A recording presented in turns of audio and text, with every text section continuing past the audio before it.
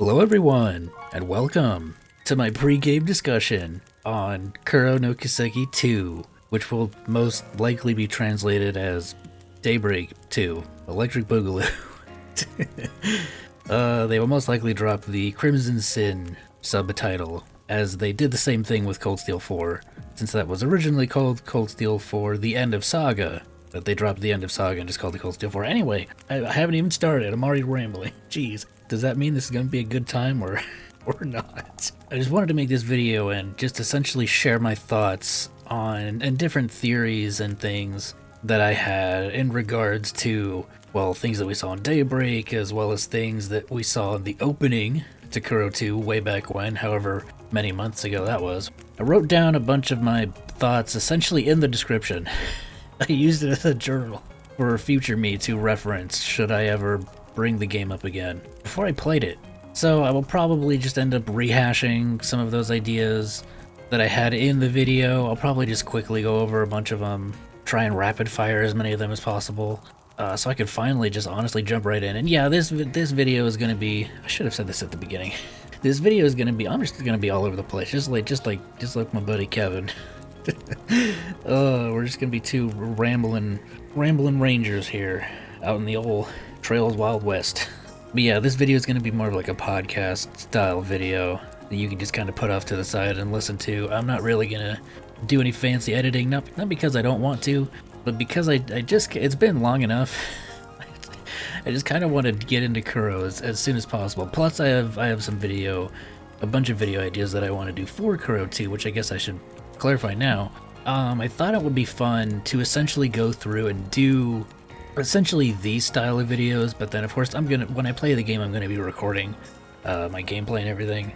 So basically what I thought would be a fun little idea would be to essentially do mini reviews of each chapter, and essentially just give my thoughts on where I think the story is gonna go, or just my reactions to certain moments in the story.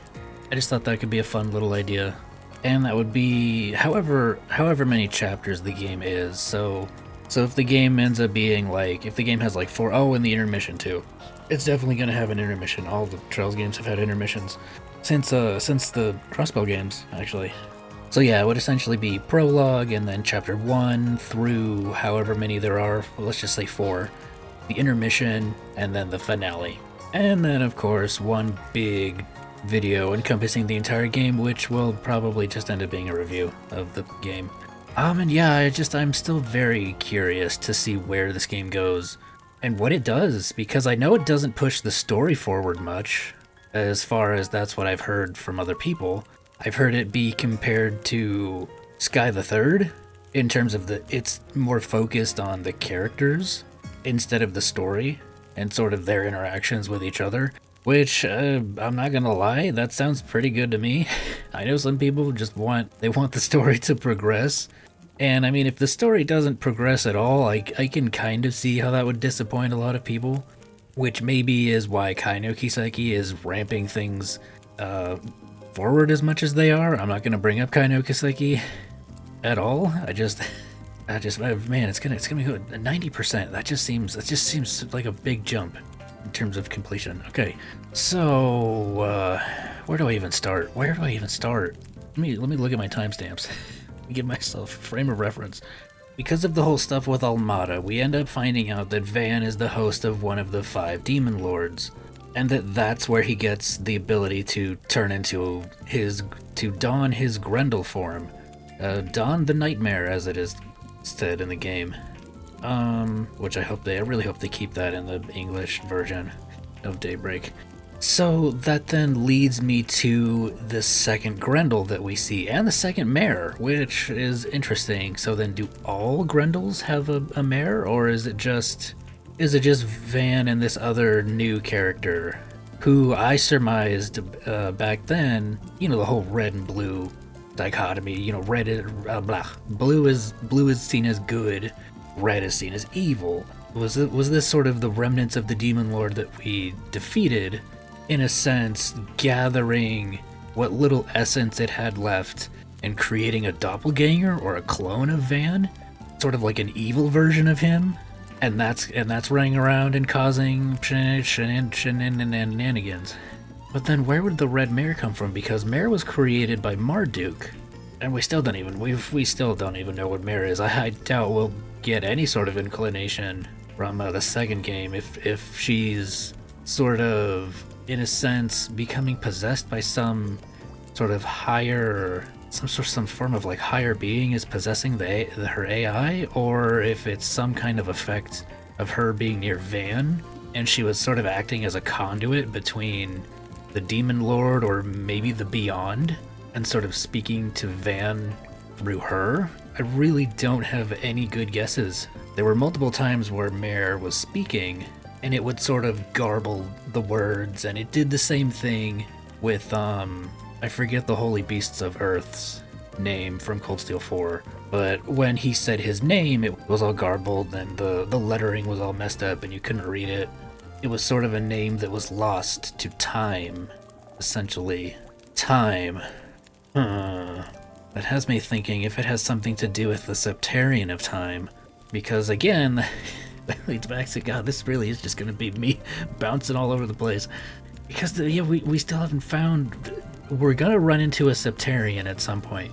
We saw the Aureole in Sky, that was the Septarian of Space, then we saw the Septarian of Mirage in Crossbell, and then Kia ended up being the Septarian of Zero, which was the false Septarian of Mirage, to take the original's place. Then in Cold Steel, we got the Septarian of Steel, that's the Cold Steel of the name, which ended up being the fusion of the Septarian of Fire and the Septarian of Earth that created a new Septarian. So I do wonder, the Septarian of Time, there's just too much time shenanigans happening. Just like Van's his beginning arts driver is based around time. I mean, the Oct-Genesis are also literally designed to look like pocket watches. And then wasn't there a pocket watch that Epstein also had that Schmitty was in possession of in Cold Steel 3, I think? Or the pocket watch wasn't Epstein's, it was Elisa's father. I think it was his pocket watch, right? I'm getting things mixed up. I'm trying to reach for things that aren't there. And of course I do know of a certain mechanic in this game in regards to time, because it was spoiled to me.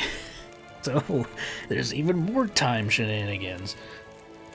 I'm not gonna say it outright, just in case someone is watching this and they haven't played Kuro 2 themselves. But yeah, that's gonna be very interesting to see what the heck that is, and apparently a lot of people don't like it, or at least some people strongly dislike it. It's a moment of contention in the fandom. I have not looked too deep into what the fandom dislikes about this game for obvious reasons, but it's just kind of things that I've sort of glossed over in terms of like various titles and things that I've seen people, slightly dance around here and there. And yeah, Van's Demon Lord his moniker was time related. And we still don't even know what the heck happened with Epstein and the entire Oct-Genesis, the purpose behind them, either. We know that Graham Hart hacked into their systems using Marduk. By they, I mean Ouroboros, and he spoke with the Grandmaster and said, hey, let's come to a deal. You guys, don't do anything in my territory until what did he say, give us 2 years. You won't mess with my plans, I won't mess with yours, kind of deal. Which is coming up soon, which will probably be what happens in kind of Kiseki, or Boris's eternal recurrence plan, continuing. But I imagine that's when the rest of the Oct-Genesis will be gathered, because I feel like that's what this game is going to be centered around. It's going to be centered around just getting one of them, because I did see in the opening that the one of the Genesis was like around Mare, and it was engulfed in this light, and then I think it swapped over to Agnes. Then it had a bunch of flashes to other scenes in the game. But I feel like that's what it's going to be centered around. Fighting off this Crimson Grendel that is in possession of, unless that Oct-Genesis is fake. It could be, because if that Grendel is a fake version of Van, or an alternate created version of him, who's to say that the Genesis that they're using is also not a created version, an altered version? Interesting. Well, for the sake of the story, I'm going to assume it is one of the ones we're missing. Okay, yeah, where is the final Oct-Genesis going to be? Van did say he had an idea towards the end of the game as to where its current location is. I wonder how much of a time skip there'll be at the beginning of Kuro 2, or if there'll be a time skip at all. I did originally write out here possibly Messeldom, but the more I think about it, the more I'm like, no, I'm thinking maybe somewhere around Ored State, because of some information that I know of, not pertaining to this game, but oh right, I did jot down that maybe that's what the subtitle of Crimson Sin meant, that it's obviously referring to the Red Grundle and the Red Mare, but you know, whose sin? Something in Van's past? Something to do with the creation of the 5 Demon Lords? Something that we don't know about yet? And speaking of Demon Lords, I just gotta throw this out there. Mick Byrne has to be one, right? He has an entire form. But then again, so does Aaron, and he's not a Demon Lord. So maybe could Mick Byrne, could he be in a sense a thrall of one of the Demon Lords? Weird. Why did I just think? What? Campanella's not a Demon Lord. I don't know why I thought about that just now. Because I remember Mick Byrne being like, "Heh, Campanella got me good." So I wonder if Campanella was just. I wonder if he was the one responsible for wiping Mick Byrne's memory, or at least erasing part of it. Campanella's always up to some shenanigans. Let's be real. Oh right, I didn't even mention the 2 hooded characters that we saw for a brief moment in the opening. So obviously they're going to be, because I theorized just based off of, we saw I almost said 3 and 9. I mean that would be correct, but we saw Swen and Nadia in the opening. We see them fighting that one dude who I was like, oh, could this be Ace? But I mean, looking closer at the hair color, I don't think so. I mean, he's wearing a hood, you can't really see his face. Maybe Ace is still alive and he's being controlled, or he was brought back to life and turned evil or something, I don't know. Or maybe he's just some rando, maybe he's just some random Garden Remnant, which is also what I thought. Maybe those 2, I don't know if they're twins, I don't know, they seem like twins. I thought maybe they could also be Garden Remnants, or maybe they're some kind of Spec Ops members. I don't think they're Jaegers. They seem more like shadowy assassin types. I mean, the obvious answer is Ouroboros, right? They could be Enforcers, because there's still quite a number of Enforcers we have yet to see. They wouldn't be an Anguis, because I don't think an Anguis can be 2 people, unless it's some kind of weird voodoo magic where they're technically 1 person, but they can separate into 2 people. That'd be weird, even for Trail's logic. So my money would either be on Garden Remnants or Ouroboros members. I did throw up the possibility of, oh, maybe they have some connection to Zect Arms, the other like shadowy our weapons dealer group that we saw pop up here and there in Daybreak. They were trying to steal some technology from the Basel Institute of Science, and we ended up stopping one of their agents. But I don't think they're going to be that big of a deal. I feel like if anything, they're just going to be kind of like the 13 Factories, where they're just in the background supplying other people with weapons and technology. I feel like they're going to try to sort of angle them as like the anti-Marduk company. Which, speaking of Marduk, I have no clue what's going on with Thorndike. I have no clue what is going through Thorndike's mind. Obviously, I mean, he's working with Van, yes. And even Kasim decided to go and work for him instead of becoming a Jaeger. Which I will kind of say, that's the one thing they're like, oh, Kasim, he's the strongest Jaeger in the entire world. It's like, really? He's stronger than Sigmund, he's stronger than the War God, he's stronger than the Jaeger King? Like, really? There's no way he's stronger than Shizuna. It just kind of felt like they just threw that out there just to throw it out there. Like, alright, bro. I mean, you're gonna have to prove yourself. You kinda didn't really do it much in Daybreak. There was that one cutscene, though, where Van did shoot that coin at him, which was funny. I have no clue how they are wrapped up in things. They created Mare. I don't know if they are the ones behind Mare's sort of, what would we call it, possession? Because in the intermission, she escaped the Zypha and then ended up possessing Yume and was running around and causing mischief. But then didn't she also react when Van slipped up and he called her Princess, which was the nickname that he uses for Elaine.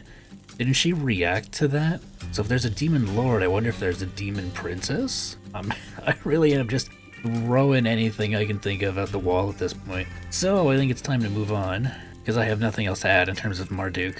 Oh, there's that other concierge that we saw in the opening, but I'll be very curious to see that. And forgive me if I'm saying this wrong, but the Marchengarten, which I know is German, or Fairy Tale Garden. I was like, well, is it some kind of like a testing facility, a secret lab, a beach resort? I don't know, but I want to go there right now. I have a feeling that's going to be the intermission area for some reason, or I wonder if it's going to be like the old schoolhouse or the cube, as I like to call it, from Cold Steel 3, where it's just like this repetitive dungeon area that you can go through and visit. Which, speaking of areas to visit, I wonder if we'll get to visit any other areas in Edith that we didn't get to before, like the racetrack area with Maxim. I wonder if we'll get any more development with him. Oh, and then Nina. Oh my gosh. So I feel like that stuff with Nina was the biggest red herring they've ever pulled in this series. It just felt like they wanted you to think Nina was a bad guy. I mean, it's the perfect setup for it, right? She's this up-and-coming actress. She can take on the persona of the characters that she plays down to a T. She can perfectly reenact them. It's like if that's not the perfect villain setup backstory, I don't know what is. So I was like, oh, what if she's the replacement for the Steel Maiden? What if she's the 6th Anguis or the 7th Anguis? But there's just part of me that's like, nah, I don't think so. I don't think she's bad. I think it's just a big red herring. I could be wrong. I won't be shocked if I am, but I also won't be shocked if I'm correct either. Okay, let's get through this one quickly, because I spoke to it ad nauseum in my Kuro 2 video. Just out of curiosity, how long is this going to be? I'm already at 30 minutes. Who the heck is going to listen to me ramble on for 30 minutes with no editing, seriously? Nobody. Okay, Quatra, we know that his name matches one of the names of the kids from Star Wars 15, which was aka Paradise, which is the place Ren was being held in, which ended up being a lodge for the DG cult. And it was always portrayed that the other kids in that story were sort of figments of Ren's imagination as sort of her way of dealing with everything that was happening. So her psyche didn't just break down and she literally would have gone insane. But if Quatra was real, then is it the same Quatra? Was he also there? Is that why, when everybody went to go to the hot springs or to the sauna, he was always like, oh no, I'm too embarrassed to go in. You guys can go in without me. And he would go off on his own. And then it just seemed like the way they were portraying it was just kind of like this, like, is he a boy? Is he a girl? It's like we don't know. It's like, is he even a human? Is he kind of like was he somehow created through Ren's trauma somehow? Upon meeting Van, maybe? The core within him maybe resonated with the darkness in Ren, who knows? And it created him? I don't know. I feel like I am just kind of just going way off the deep end in terms of theories, and it's probably just something incredibly simple. I do hope we get to see more of Professor Hamilton as well. She seems really, really cool, since she's the last of the major professors of Epstein's disciples that we have not really interacted with much. Oh, and I wrote here, I was like, I hope we get some answers. I don't really know what's gonna happen, but I have a feeling whatever it is, I'm gonna cry. Oh yeah. In the opening, it showed Van and Rion fighting Celis. I surmised, is like her stigma going out of whack? Is it some kind of like possessed or altered version that we've seen in Reverie or Sky the Third? But I was also like, I wonder if it's just they're just training and Falcom is just showing it in a way that makes us think that something is going wrong. I mean, they did the same thing with Van and Aaron in the Daybreak opening, and at that point we knew they were going to be party members. Okay, so yeah, we know Rion and Celis are going to be party members in this game. They have to be. Ren absolutely has to be a party member. Swin and Nadia are absolutely party members. Speaking of Swin and Nadia, where's Rufus and Lapis? Are they going to show up as well? I feel like maybe, but I also feel like because of certain things that I know, I feel like maybe not. Who else is going to be? Oh, Fee. Fee has to be a playable character too. Zin as well, absolutely. Zin, playable, please. It's been too long since we've had our boy Zin playable. Kilika too? Yes? Please? I would absolutely love to have Kilika as a playable party member. Chakram user? Heck yeah. I love using chakrams in video games. Those things are awesome. Is it really sad that Kilika essentially ended up stealing Zin's thunder in his own door in Sky 3rd? It was like, well, it was focused more on Kilika than on Zin. But man, I guess at the end of the day, Zin is a fairly simple character. There really isn't a whole lot to him. It's more so the characters around him are the more complex ones, and he's just kind of there, which is fine with me. I like Zin. I want to see him and Walter duke it out in 3D, come on. We got a small taste of it at Daybreak, but I want to see the conclusion to that whole section. Anything else that I think, oh, Shizuna is going to be, I feel Shizuna is going to be more important in this game too. Speaking of Ouroboros, will we see Walter, Harwood, and Lucrezia show up in this game? Will they be more prominent than in last game? Will we get any new enforcers or Anguis? Unless those two twins are enforcers or the other hooded dude is an enforcer, I don't think so. Unless they are just hiding a main character and they don't show them, and they haven't shown them in the opening, or it's a character from the first game who we don't suspect. Could you imagine if Sharid was an enforcer? Oh no, my fellow Olivier fanboy. I hope we get to see him again. I hope we get to see his sister too, because he did mention he has a sister. Is she as much of a troll as Alphen? Please, that'd be amazing. I'm trying to think if there are any last minute things that I want to say. Oh, there was I did see that McBurn theory that people said, oh, McBurn is a fusion of Nayuta and Noi, and he somehow got flung into the Trails universe. I'm just like, I mean, the hair is blue and pink. I mean, I guess, but I don't know. I wouldn't be surprised, but that theory just sounds a little too crazy for Falcom's tastes. That would be insane, because he did kind of just show up 50 years prior. Will we get any more information on Agnes? Because they did show, I forget what the name of the revolutionary, but it really focused on the statue, and then it showed Agnes, and it's like, okay, so there's some connection between her and Agnes. Is it going to be another Dreikel situation where she's the reincarnation of that revolutionary, or maybe she's just a descendant of that revolutionary? Maybe it runs through the bloodline of her mother's side, which would also be the Epstein side, because it wouldn't be unless it just has something to do with Gramhart. Unless maybe she's looking at her as sort of an inspiration because she just wants to get closer to her dad. Maybe she just doesn't think that the way he's doing things is right for Calvert, but she doesn't really mention anything in terms of politics, I don't think. The only thing she really talks about is just how she's, ever since Gramhart became president, she doesn't really talk to him anymore. I think that's everything. Honestly, if there's something I forgot, it'll probably get brought up later. For now, this video's gone on long enough, so I'm gonna end this one here. Hopefully I can cut out enough that it's not literally 40 minutes. I'm looking at the recording time right now. It's at 40 minutes. Hopefully I can get it down to like less than 30. Oh, anyway, yes, with this recorded, I will upload it and I can finally begin my journey in Kuro 2. It's been too long, guys. It's been way too long. I've been waiting for this moment for so long. I've been waiting for this moment all my life. Oh, Lord. Alright, I'm gonna get out of here. Thank you guys for listening to me ramble on. I'm not going to do my normal outro or anything. Just, leave a like if you want to, comment down below, subscribe, blah, blah, all that stuff. Take care of yourselves, guys, and I'll see you next time. Whatever that ends up being, who knows? I don't. Bye. See ya. Peace out. All right, what's next?